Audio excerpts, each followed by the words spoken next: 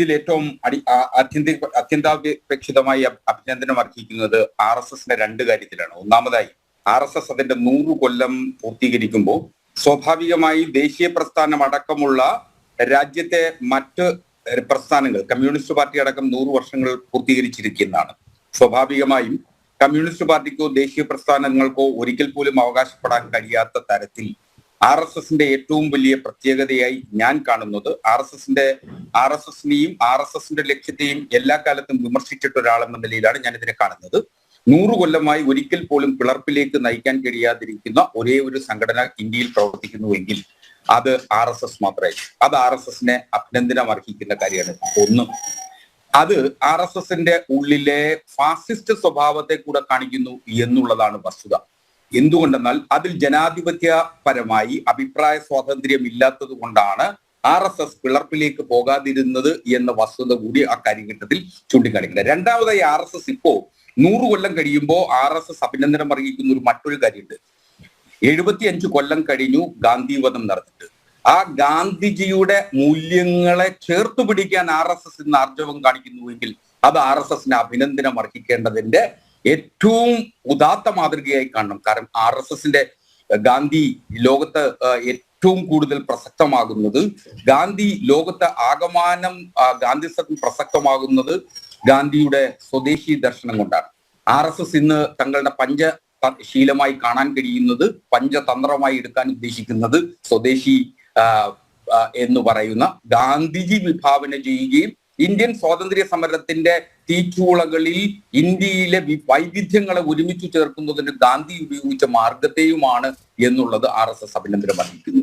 ഗാന്ധിജിയുടെ നിശിത വിമർശകരായിരുന്നിട്ടും ഗാന്ധിയെ കൊല്ലുന്നതിന് പോലും കൂട്ടുനിന്നിട്ടും RSS ഇപ്പോ ഗാന്ധിയുടെ മൂല്യങ്ങളെ എടുത്തുയർത്തുന്നു എന്നുള്ളത് ഇന്ത്യയിൽ ഗാന്ധി എന്താണെന്നും ഇന്നലെ പോലും ഗാന്ധിയുടെ പ്രതിപൗത്രനെ പോലും അപമാനിക്കുന്നതിന് തയ്യാറാകുന്ന RSS മനോഭാവമാണ്. ആ RSS മനോഭാവം ഗാന്ധി മരിച്ചിട്ട് 75 കൊല്ലം കഴിയുമ്പോൾ പോലും ഗാന്ധിജിയെ ഭയപ്പെടുന്ന ഒരു സംഘടനയായി RSS ചുരുങ്ങിയിരിക്കുന്നു എന്നുള്ളതാണ് ഏറ്റവും വലിയ വസ്തുത. കാര്യം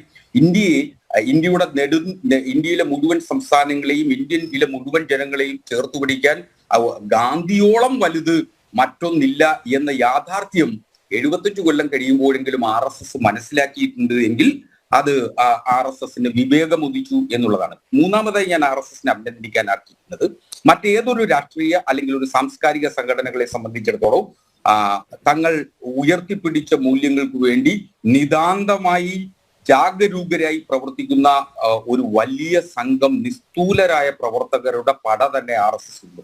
ഒരുപക്ഷെ കേരളത്തിൽ മാത്രം അത് വിറ്റുപോയിട്ടില്ല എന്നുള്ളതാണ് വസ്തുത. കാരണം ഇന്ത്യയിൽ ഏറ്റവും കൂടുതൽ ശാഖകൾ പ്രവർത്തിക്കുന്നത് കേരളത്തിലായിരുന്നിട്ട് പോലും അങ്ങ് നേരത്തെ സൂചിപ്പിച്ചതുപോലെ BJPക്കോ RSSനോ കേരള രാഷ്ട്രീയത്തിൽ അങ്ങനെ നിലപാടെടുക്കാനോ കേരള രാഷ്ട്രീയത്തിൽ പ്രാതിനിധ്യം നൽകുന്നതിനുള്ള സാഹചര്യം സൃഷ്ടിച്ചിട്ടില്ല എന്നുള്ളത് ഒരു വസ്തുതയാണ്. അത് എന്തുകൊണ്ടെന്നാൽ കേരളത്തെ സംബന്ധിച്ചിടത്തോളം കേരളത്തിന്റെ മതേതര ബോധവും വായനാശീലവും ചിന്താശീലവുമുള്ള മലയാളികളുടെ കൂട്ടായ്മയാണ് അതിന്റെ പ്രധാനപ്പെട്ട കാരണമായി കാണേണ്ടത്. കാരണം ഈ കപടത ഒളിപ്പിച്ചു വെച്ചുകൊണ്ട് RSS ഹിന്ദുത്വ എന്ന് പറയുന്നത് ഒരു സാംസ്കാരിക മൂല്യമാണ് എന്ന് പറയുമ്പോൾ RSSന്റെ ഹിന്ദുത്വം എന്ന് പറയുന്നത് വളരെ കൃത്യമായി ആ ഹിന്ദുത്വം എന്ന് പറയുന്നത് വരേണ്യ ഹിന്ദുക്കളുടെ രാഷ്ട്രീയമാണ് എന്നുള്ളത് വളരെ കൃത്യമായി, അല്ലെങ്കിൽ ബ്രാഹ്മണിസമാണ് RSSന്റെ ഹിന്ദുത്വം എന്നുള്ളത് വളരെ കൃത്യമായിട്ട് അറിയാം. മാത്രമല്ല RSSന്റെ ഏറ്റവും പരമപ്രധാനമായിട്ടുള്ള 3 ശത്രുക്കളായി RSS പ്രഖ്യാപിച്ചിട്ടുള്ളത്, ആഭ്യന്തര ശത്രുക്കളായി പ്രഖ്യാപിച്ചിട്ടുള്ളത്, ഒന്നാമതായി കമ്മ്യൂണിസ്റ്റുകാരും, രണ്ടാമതായി മുസ്ലിങ്ങളും, മൂന്നാമതായി ക്രിസ്ത്യാനികളുമാണ് എന്ന് അവരുടെ സൈദ്ധാന്തിക വശങ്ങളിൽ ആകമാനം പറഞ്ഞു വെക്കുമ്പോൾ RSSന് അത്തരത്തിൽ ഒരു വിശാല ദൈക്ഷണിക ബോധത്തിൽ അധിഷ്ഠിതമായ മതേതരത്തെ കാണുന്നതിനോ മതേതരത്വത്തെ കുറിച്ച് ചിന്തിക്കുന്നതിനോ പറയുന്നതിനോ യാതൊരു അവകാശമില്ല. RSS നിലനിൽക്കണം എന്ന് തന്നെയാണ് ഞങ്ങളെപ്പോലുള്ളവരുടെ ആഗ്രഹം. എന്തുകൊണ്ടെന്നാൽ ഹിന്ദുത്വ അജണ്ട എന്ന് പറയുന്നത് സാധാരണ ശൂദ്രനിലേക്കും ദളിതരിലേക്കും ആദിവാസികളിലേക്കും ഒരേപോലെ ചേർത്ത് പിടിക്കാൻ RSS എന്നു തയ്യാറാകുന്നു, അന്നു മാത്രമേ നിങ്ങൾ ഈ പറയുന്ന RSSന്റെ മതബോധത്തെ സംബന്ധിച്ചും RSSന്റെ മതേതരത്വത്തെ കുറിച്ചും ജനങ്ങൾക്ക് ബോധ്യമാകൂ, അല്ലെങ്കിൽ കുറഞ്ഞ പക്ഷം ഹിന്ദു സമൂഹത്തിനെങ്കിലും ബോധ്യമാകൂ എന്നുള്ളതാണ്